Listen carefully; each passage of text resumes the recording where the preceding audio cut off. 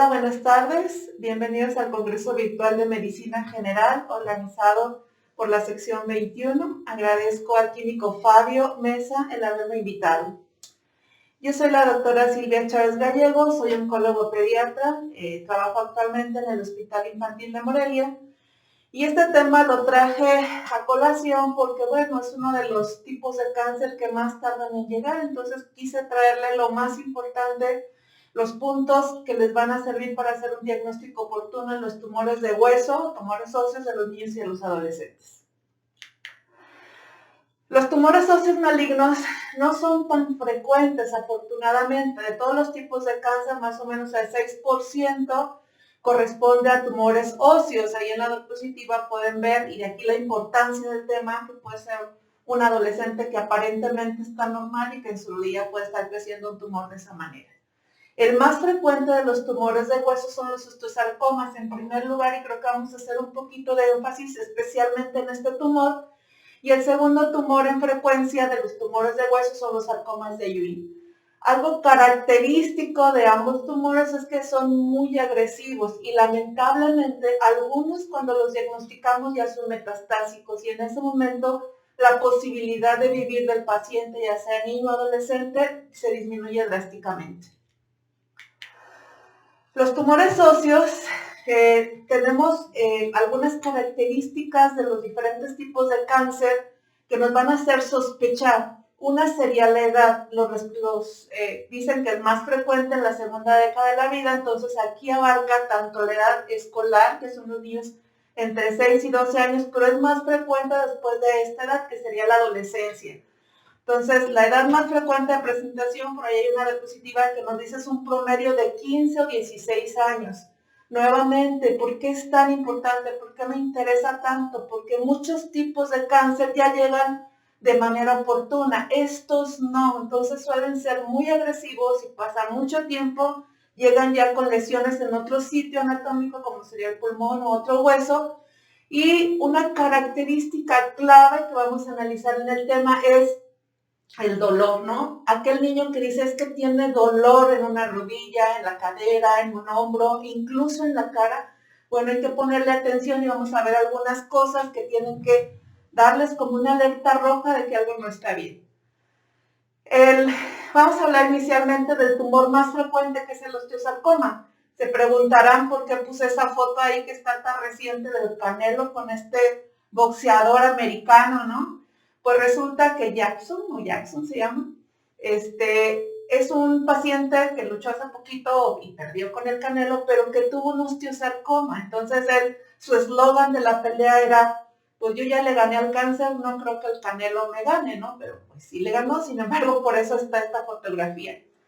Antes, hace 30 años más o menos, la única opción que tenían estos pacientes con osteosarcoma era operarlos. Pero de esos que operaban, el 90% de los pacientes con osteosarcoma apenas hace 30 años se morían en el primer año de vida. Esto les enseñó en aquellos tiempos que la mayoría de los pacientes con estos tumores ya tenían metástasis microscópicas que no se podían ver, por lo tanto le quitaban la pierna, pero como ya había lesiones en los pulmones, el paciente recaía. En la actualidad, bajo esta premisa que ya sabemos, bueno, pues se les da quimio, algunos radioterapia, la cirugía de diferentes modalidades, y la supervivencia, siempre y cuando llegue de manera oportuna, es del 70%. O sea, de 100 pacientes con osteosarcoma, como esto que estamos viendo en la imagen, 70 se van a curar, pero básico, y por eso la plática es hacerlo de manera oportuna. Este tumor es el tumor más frecuente, se presenta principalmente en los adolescentes. De todos los tumores de hueso, el osteosarcoma ocupa más de la mitad, pero es poco frecuente. Ya lo había mencionado, de 100 niños que tienen cáncer, solamente 5 van a tener osteosarcoma. La estadística mundial nos dice que se presentan 3 casos nuevos por millón en menores de 18 años. La edad promedio es 16 años, es más frecuente en el sexo masculino y el sitio anatómico que en mayor ocasiones se ve es la rodilla. De esta diapositiva podemos sacar 3 cosas importantes y que se veía en la foto, ¿no? Un adolescente, hombre, la rodilla. Algo también básico es que generalmente no tiene mucho ataque al estado general. Entonces podemos ver un adolescente bien. Algo que no dice la diapositiva es que a veces son más altos de lo esperado para la talla. Todos tenemos una talla esperada de acuerdo a la mamá y el papá.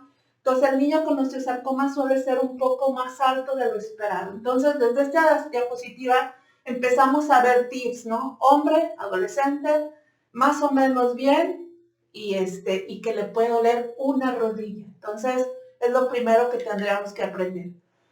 De acuerdo a la histopatología, nos dice que el osteosarcoma, de acuerdo al lugar donde nace, desde el punto de vista del hueso, desde el punto de vista histológico, se clasifica en 3 grandes grupos. El convencional, de acuerdo a la Organización Mundial de la Salud, de este el más frecuente es el osteoblástico. Tiene algunas variedades.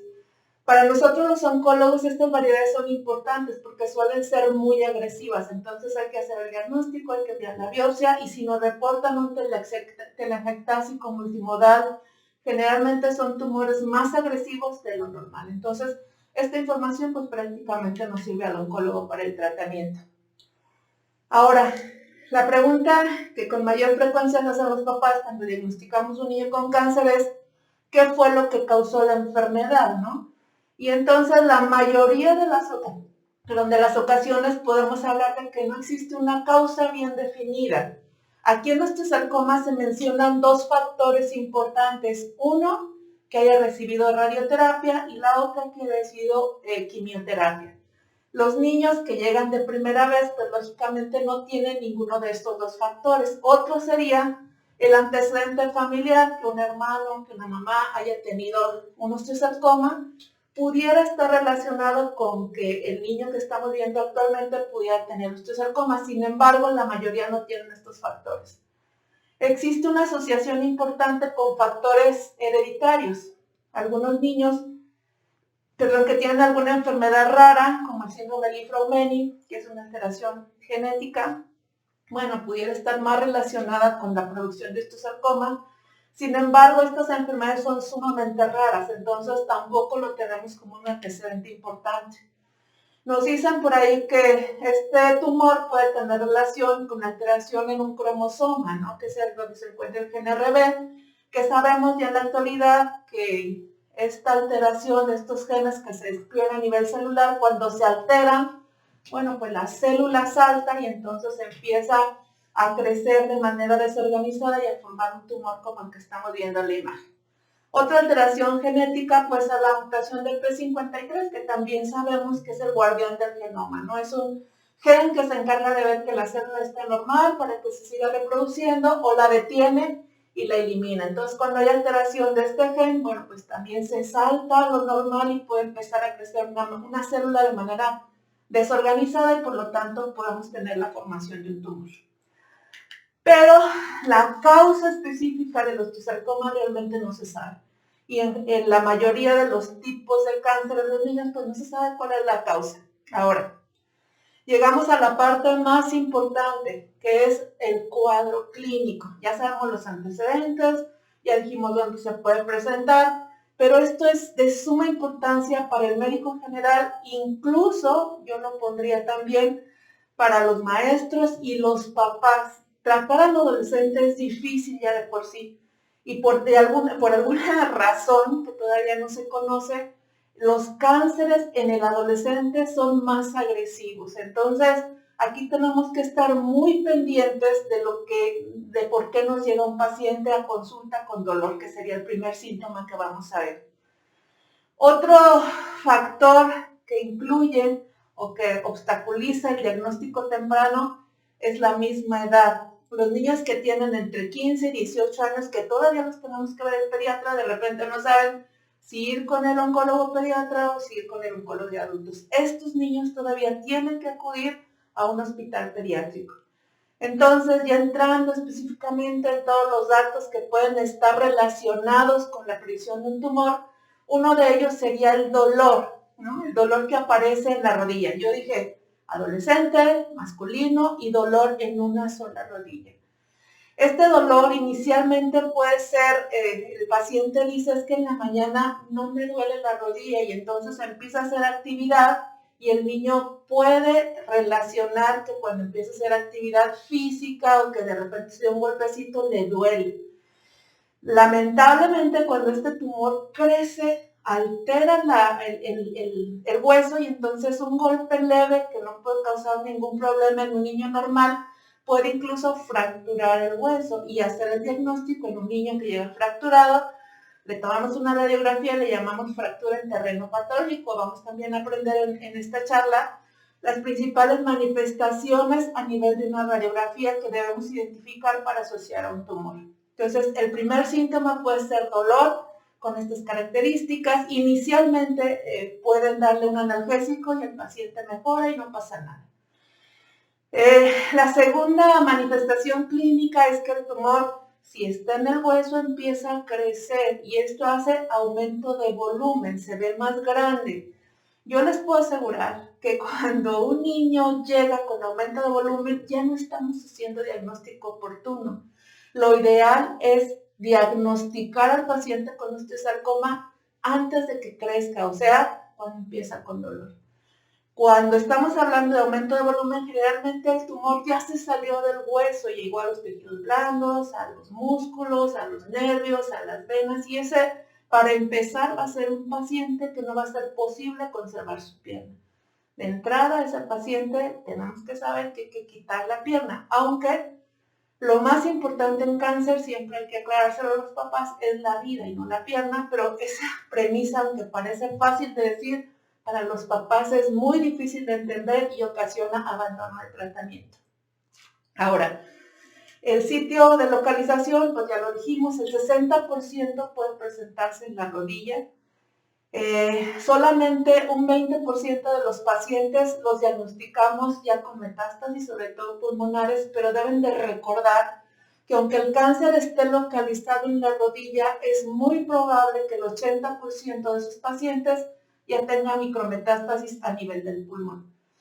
El segundo sitio donde se puede ir este mismo tumor, pues es a otro hueso, ¿no? Y que también ahí estaremos haciendo diagnóstico tardío. Bueno, como estudios complementarios que podemos tomar estudios de laboratorio, los cuales regularmente no van a estar alterados porque no hay una afección de la médula ósea de estos tumores. Entonces, una biometría hemática, química sanguínea, pruebas de funcionamiento hepático. Los factores que pueden estar altos puede ser la deshidrogenasa láctica y la fosfatasa alcalina. Son dos parámetros químicos que si están altos nos puede orientar. Lo realmente importante de los estudios básicos es la radiografía simple. Esta tiene que ser bilateral, apilateral. Siempre hay que hacer una comparación de la rodilla o del sitio que les duela con el contralateral. Eso nos va a ayudar mucho a hacer diagnósticos diferenciales. De las imágenes que podemos ver en una radiografía simple que pueden ser identificadas, como vemos en la figura A, hay una lesión ahí que prácticamente se ve una bola, que es una lesión blanca, que son lesiones escleróticas, son lesiones que nos hablan de que algo se está formando ahí, es hueso nuevo anormal. O como en la imagen B, vemos lesiones oscuras, que son lesiones que nos hablan de destrucción del tumor y esto se llama lesiones osteolíticas, algo está pasando. En ambas fotografías es evidente que no es un hueso normal, entonces quizás no puedo identificar o no puedo decir qué es lo que está pasando, sin embargo es completamente anormal. Al momento en que el tumor crece, puede desprender la cortical del hueso y formar un triangulito. Está la cortical, se desprende, forma un triangulito, se alcanza a ver un poco en la imagen B, y entonces ahí estamos hablando del famoso triángulo de Korner. Entonces son lesiones que las podemos considerar que son difusas, que diferentes densidades, que pierden la estructura que esperamos ver en el hueso normal. Esta es una radiografía simple y con esto es suficiente para que nos envíen al paciente. Una imagen como esta no tiene que esperar, tienen que enviarla a un tercer nivel, a un segundo nivel, donde hay un oncólogo pediatra. Y ahí tendríamos que complementar, lógicamente, con una resonancia, con una tomografía, para ver hasta dónde está afectado y si es posible todavía clasificar el tumor y salvar la pierna. Pero vuelvo a repetir, lo más importante en cáncer es salvar la vida. Ahora, el tratamiento de estos tumores pues influyen casi todos los parámetros que tenemos en oncología. Lo principal es la biopsia, hay que tomar un pedacito del tumor que está creciendo ahí y ver qué tipo de tumor es. Dentro de la cirugía debemos de planear desde el inicio si vamos a preservar la extremidad de acuerdo a si está tomando tejidos blandos, los nervios o las zonas, las venas o las arterias. Es una pierna que regularmente no vamos a preservar. Y desde entonces podremos saber también, de acuerdo a la extensión del tumor, si es una amputación, que es nada más cortar unos centímetros por arriba del tumor, o si el hueso está invadido muy alto, pues en ocasiones lamentablemente hay que cortar hasta arriba y hay que hacer desarticulación, ya sea de una extremidad inferior, superior, y bueno, a veces hay que sustituir el hueso donde se encuentra el tumor por una placa cuando está en la cara. El tratamiento también incluye, pues ya parte del oncólogo, quimioterapia. La quimioterapia que podemos darla antes de quitar el tumor, se quita el tumor, seguimos con quimioterapia. Esta también nos sirve en aquellos pacientes que no evolucionan bien, que recaen. De suma importancia en el tratamiento del osteosarcoma, el perder una parte del cuerpo, pues incluye la intervención psicológica, siempre lo vemos con psicología y con rehabilitación, independientemente de la modalidad quirúrgica que se utilice en el paciente. Les traje un caso clínico de cada uno de los tumores de los que estoy hablando para que vean o se ejemplifiquen lamentablemente por qué nuestro medio todavía el paciente llega de manera tardía y algunas de las ideologías que pueden tener nuestros pacientes o los papás de los pacientes para que no se traten de manera adecuada los pacientes. Esta es una nena de 10 años, aquí de nuestro estado, una mamá de 37 años que aparentemente no sabe leer, ama de casa, padre de 38 años, también aparentemente decía que no sabía leer sano. Vean esto, 8 hermanos, ¿no? Aparentemente sanos, y cuando llegó con nosotros la mamá estaba embarazada, sin antecedentes perinatales de importancia, tenía vacunación completa, iba a primaria y aparentemente tampoco tenía antecedentes personales patológicos. Y aquí empieza el problema, inicia con dolor en rodilla, 2 meses previos a que llegue con nosotros. El papá refiere que había pasado por 3 médicos privados sin aparente mejoría, hasta que notó que la rodilla empezó a aumentar de tamaño y le daba trabajo caminar. A la exploración física era evidente el aumento de volumen de la rodilla izquierda, al momento que uno la palpaba le dolía o cuando hacía extensión. De los estudios de laboratorio, y está ejemplificando todo lo que vimos anteriormente, bueno, pues lo único que estaba alterado en forma importante, casi de 1000, la deshidrogenasa láctica, y la radiografía de rodillas tenía datos compatibles con un tumor maligno.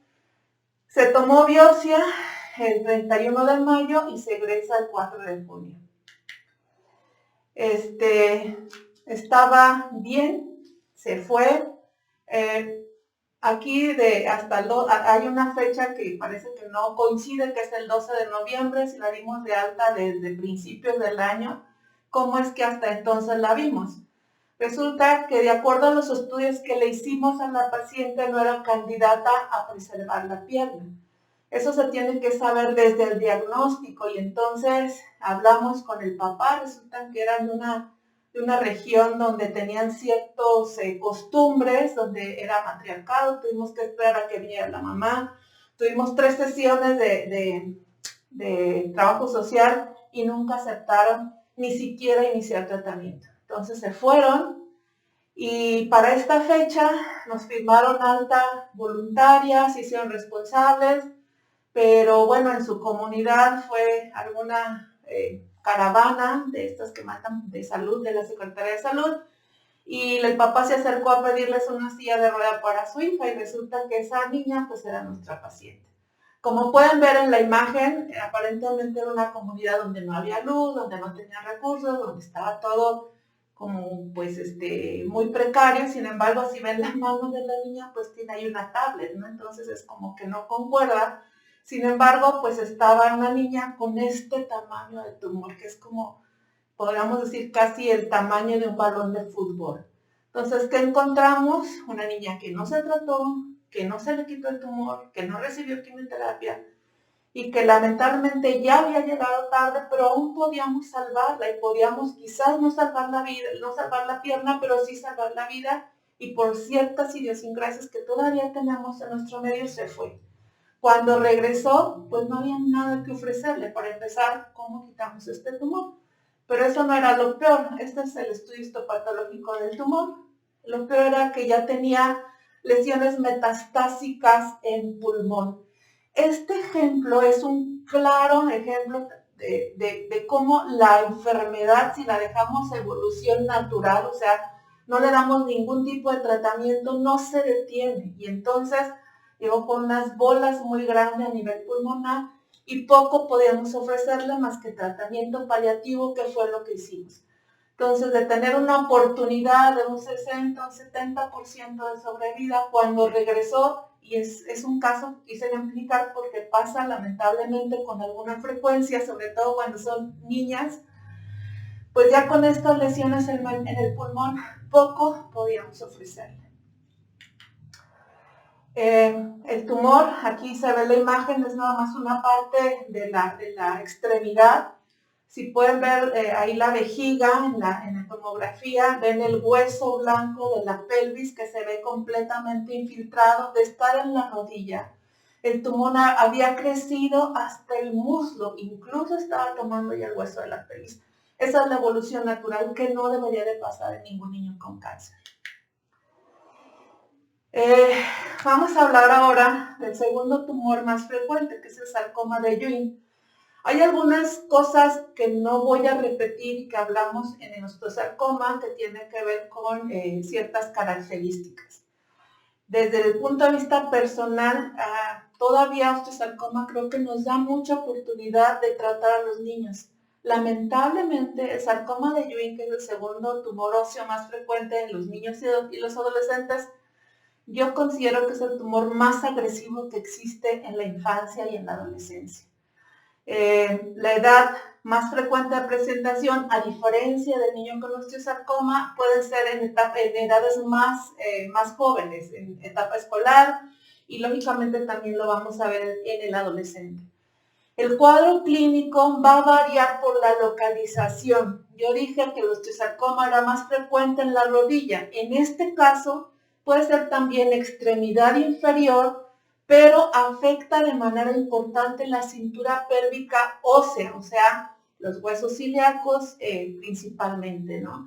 Lamentablemente, esta localización le permite crecer de una manera incluso silenciosa, o sea, empieza a crecer, pero como tiene el lugar para crecer ya sea hacia adentro o hacia afuera, este tumor, cuando lo diagnosticamos, de por sí por naturaleza es agresivo, muchas veces suele ser ya metastásico. ¿Cómo haríamos el diagnóstico? Esta es una imagen que ustedes la pueden ver, que está tomada de un libro. Es una imagen que podemos encontrar en cualquier sitio donde busquemos imágenes con sarcoma de Ewing. Y lo vemos ahí se ve una bola muy grande que es fácil identificar, que muy probablemente inició en el hueco pélvico y se metió hacia la pelvis y hacia el abdomen. Entonces, lamentablemente, a veces cuando llega con nosotros llegan estas condiciones. ¿Cómo hacemos el diagnóstico? El primero es clínico. Justamente hoy que venía, una de las doctoras ahí del hospital me platicaba de un caso de una compañera del hospital donde la niña decía que le dolía la espalda y que le dolía la espalda. Estuvo un año yendo al médico y analgésicos y pomaditas, y era un tumor justamente como esto que creció hacia adentro. Entonces a alguien se le ocurrió tomar una radiografía y se dieron cuenta que había una destrucción ósea importante, pero ya muy avanzado el tumor, ¿no? Entonces puede pasarnos a cualquiera. Dolor de hueso, hay que atenderlo, hay que verlo, hay que hacer una buena historia clínica y complementar con estudios de laboratorio y una radiografía simple que sí nos sirve. Esta niña, el diagnóstico inicial de esta niña que les platico de un año de evolución, se hizo con una radiografía simple. Entonces, este sería el otro parámetro, y a diferencia del osteosarcoma, El sarcoma de Ewing suele verse el niño mal. Yo decía, este sarcoma el niño se ve bien, jovial, parece que no le pasa nada. De hecho, bolas grandes y el niño, si no se le notara la rodilla aumentada de volumen, no se vería. El sarcoma de Ewing suele dar ataque al estado general. O sea, el niño se puede ver con la niña, porque afecta también a las niñas. Se puede ver pálido, puede tener fiebre. Es una diferencia importante con el osteosarcoma. Sí, como estén los huesos planos, se puede meter a la médula y atacar o infiltrar ahí la producción de la sangre. Entonces, a diferencia del osteosarcoma, donde la biometría estaba prácticamente normal, así, aquí sí podemos tener anemia, trombocitopenia, o sea, baja de todas las series que estudiamos en la biometría hemática. Entonces es un dato importante en relación con este tumor. El tratamiento por el sarcoma de Ewing, aquí vemos, ahí se los señalé en esta imagen. También es una imagen de libro donde está un tumor en el hueso plano y ahí se ve señalado por cada una de las líneas verdes donde está el tumor. Si lo comparamos con la parte contralateral, pues sí se ve diferencias. Hay lesiones negras, hay lesiones blancas, entonces ahí hay un tumor, ¿no? Entonces el tratamiento más importante de los tumores, sobre todo los que son de hueso, tejidos blandos, es el quirúrgico. Entre más podamos quitar la sobrevida para el niño va a ser mejor. Incluye también quimioterapia, que puede ser antes de la resección total, después de la resección total. Y en este caso, que no mencioné en el osteosarcoma, también incluye radioterapia. Y vamos a ver un caso también. La diapositiva anterior, esta es una imagen del libro. Y esta es una imagen de un paciente del hospital infantil. Y bueno, traigo estos casos a colación para que ustedes vean la evolución, lo que no debemos hacer con un paciente con dolor óseo.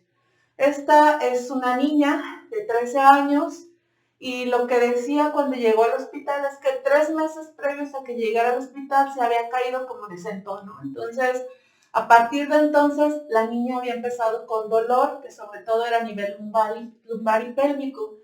Inicialmente, cuando se cayó, los papás le daban analgésicos y mejoraban.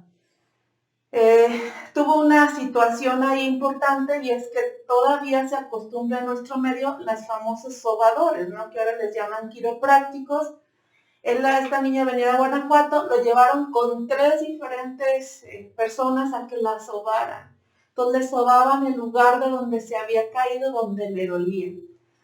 No mejoraba, incluso tenía más dolor y a los papás les comentaron que acá en Michoacán había otro mejor, ¿no? Y lo trajeron a Uruapan.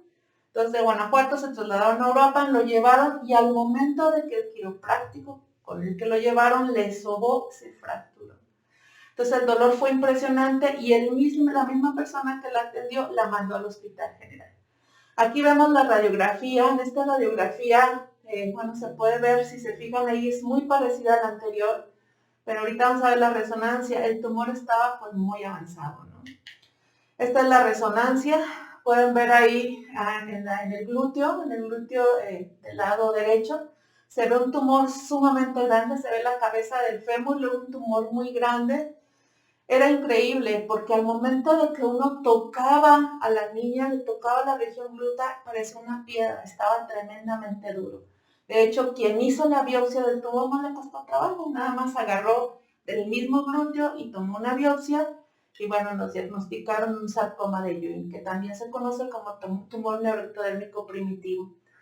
Poco que hacer, estaba tomada toda la cintura pélvica, o sea, los 2 huesos de la cintura pélvica estaban prácticamente tomados. Yo dije que para que el niño se cura hay que quitar todo el tumor, era imposible quitarle toda la pelvis. Pero eso no era lo peor, ¿no? Lo peor era que cuando llegó con nosotros tanta sobada, los tumores son muy vasculares, los tumores cancerosos tienen mucha sangre. Y las metástasis se van por vía sanguínea y entonces el sobarlos estimula a que el tumor se vaya a otros sitios. Entonces en este caso pueden ver un gran tumor al lado del corazón y hay una imagen muy grande, es una lesión metastásica. Y del otro lado varias lesiones más pequeñas como moneditas blancas en los pulmones. Realmente la sobrevida de estos pacientes es prácticamente nula. Sin embargo, la niña llegó con muchísimo dolor. ¿Qué otras opciones tenemos de tratamiento además de la cirugía, de la radioterapia, de la quimioterapia? Pues tenemos los cuidados paliativos. Los cuidados paliativos en estos pacientes también incluye quimio y radioterapia. ¿Y qué es lo que vamos a hacer? Pues mejorar la sobrevida del paciente, ¿no? Entonces, no queremos estos casos, por eso la plática, por eso el interés. En estos casos no podemos hacer realmente nada por el paciente.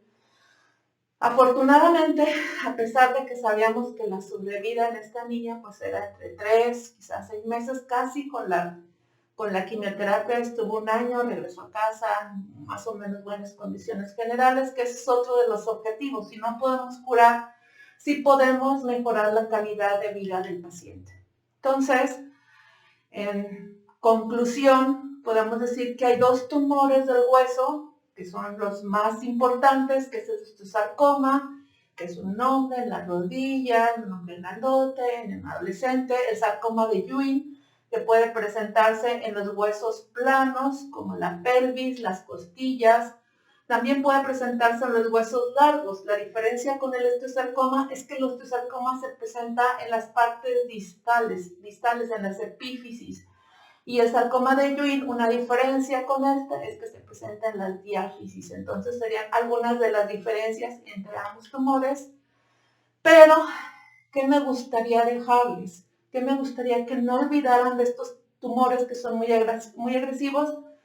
Los antecedentes. De aquí nunca debemos olvidar, aunque nos lo repitan miles de veces y pase el tiempo y haya miles de estudios nuevos, diferentes, sofisticados, la historia clínica es básica y es lo que a veces únicamente tenemos.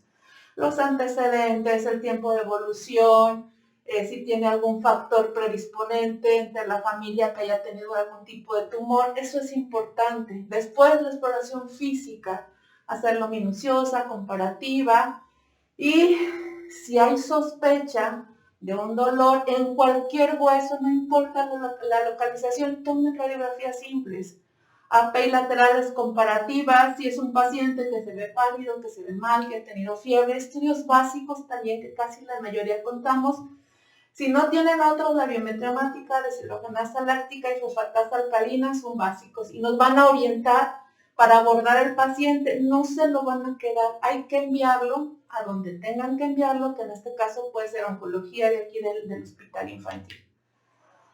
No olvidar que estos tumores pueden ser en adolescentes, las características del dolor óseo. El dolor se les va a quitar con algún antiinflamatorio, con algún analgésico, si el tumor no rompe la cortical.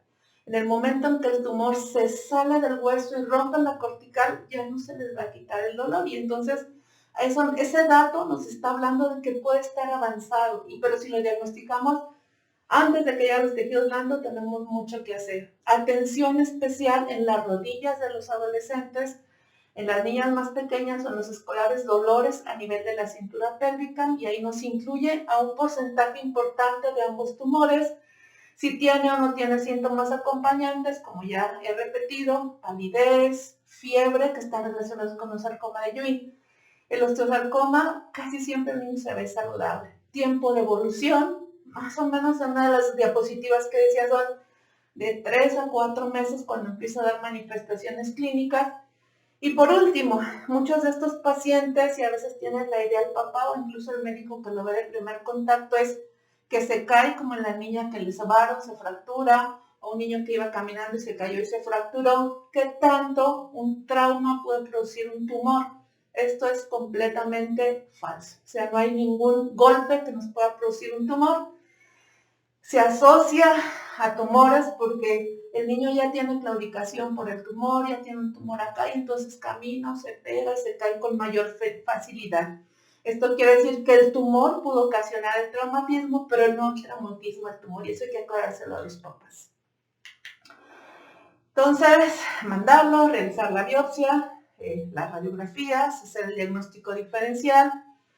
La sobrevida de los niños depende de que lleguen a tiempo. Eso es básico. Quizás todos los oncólogos pediatras en las pláticas que damos para ustedes que son médicos de primer contacto siempre repetimos a tiempo, Y algo que puedo decir del médico general es que sí diagnostican a tiempo, o sea, sí lo piensan, han tenido muchas pláticas, hemos dado pláticas ahora a distancia, tenemos ya telemedicina y entonces los que más oportunamente mandan a los pacientes, específicamente a los niños y adolescentes a tiempo, son ustedes los médicos generales. Entonces, esto es para reforzar lo que ya conocen, quizás en uno de los tumores que nos ha hecho un poquito de falta todavía o mucho de falta el diagnóstico oportuno. Ojalá mi clase o mi ponencia haya quedado así de clara. Cuando nos dicen que el tumor de hueso puede dar una imagen en hoja de cebolla, entonces uno ve esa imagen donde dice ¿y tú? Y entonces lo ve así, por ningún lado se ve que tenga imagen en hoja de cebolla, pero el traumatólogo puede verlo de esta manera, ¿no? Y ojalá si los viéramos todos, ojalá fuera tan claro que sospecháramos. Es mejor enviar algo que no es a quedarnos con la duda, con el paciente, con un tumor que puede ser maligno, crecer, perder la pierna y lamentablemente perder la vida. Diagnóstico oportuno, ¿qué otra cosa podemos hacer?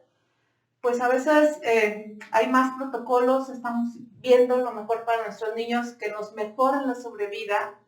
Estos pacientes a veces por la quimioterapia, bueno, vamos a tener al paciente, en algunos otros hospitales hablamos ya de fertilidad porque sí puede afectarse, entonces hay clínicas especiales donde se congelan los óvulos y los espermatozoides por si la niña o el niño quiere ser papá después. Hay que concientizar a los papás y bueno, hay algunos medicamentos nuevos que se llaman anticuerpos moleculares que están ya usándose y que pudieran ser un avance importante para los pacientes que tienen estas enfermedades. Básico, y a lo mejor han escuchado 1000 veces en la práctica, diagnóstico oportuno. Esto que estamos haciendo y que yo agradezco mucho a la sección 21, al químico Fabio, por permitirnos darles estos tips que son actuales, que son básicos para ustedes. Hay una capacitación además para maestros y padres, sobre todo ahora que regresen ya presenciales, incluso al mismo adolescente hay que enseñarle si tiene dolor en una pierna, en la pelvis, qué características tiene, hay que enseñarles a ellos para que ellos acudan a quien debe de ir. Estamos trabajando también en el hospital infantil en algunas colaboraciones a nivel nacional e internacional. Esa foto que ven ahí es de niños que han sobrevivido a osteosarcoma o algún sarcoma de Ewing que no tienen una pierna. Y esta foto se las pongo a los papás que no quieren que el niño se le corte la pierna y que dicen prefiero que se muera, ¿no? Ellos son del hospital más rico de Estados Unidos, el MD Anderson, y entonces teniendo todo el dinero, toda la infraestructura, optan por vivir, ¿no? Aunque no tengan una pierna. Igual las niñas, que es donde más problema tenemos. En las niñas, les pongo esta foto, son mujeres que pueden crecer bien, mujeres que pueden verse bonitas, que a veces ni se nota, pero que preservaron la vida, ¿no? Y hacerles mucho hincapié, si llegan de manera oportuna, vamos a salvar la pierna. Pero lo más importante nuevamente, pues es salvar la vida. Algunos de los ejemplos de niños sobrevivientes de nuestro hospital no tuvieron, alguna de ellas sí tuvo un tumor de hueso, es una enfermera que está ahorita trabajando en Estados Unidos. El niño con cáncer que vive independientemente del tipo de cáncer puede ser profesionista, puede ser papá, puede ser mamá. Entonces no se quedan con secuelas, cuando se curan realmente, pueden ser seres humanos productivos para la sociedad. Tenemos muchísimos ejemplos, ya más de 30 años atendiendo a niños con cáncer en el hospital infantil. Por ahí hay una foto de una niña que tuvo un osteosarcoma y no tiene un brazo, y sin embargo, ustedes no sabrían cuál es de todas esas nenas. Mujeres embarazadas que han venido a enseñarnos el ultrasonido, mujeres que se radiaron, que se casan, que son profesionistas, que incluso músicos. Son niños que realmente pueden vivir una vida normal después de curarse del cáncer. Pero no podríamos lograrlo si no llegan de manera oportuna. Y todas estas fotos son de niños triunfadores en el mundo. Hay 2 en Estados Unidos, otro niño que es un superhéroe aquí en las noches que va a dar de comer, otra niña terminando la prepa y entrando a la universidad, la niña que no tuvo un brazo, otro niño cumpliendo sus sueños en Chivas. Entonces, se los dejo para que sepan que la base para estas historias de éxito son ustedes que los mandan de manera oportuna. A mí como oncóloga no me llegan de primera vez nunca, me llegan casi siempre referidos por alguien que sospecha la posibilidad de tener cáncer. No podríamos solos, somos un gran equipo, todavía es el hospital viejito, pero ahí está la cirujana oncóloga, el urgenciólogo, la anestesióloga, los residentes internos, y bueno, para llegar a curarlos somos un equipo muy grande, un equipo multidisciplinario. Y sería todo.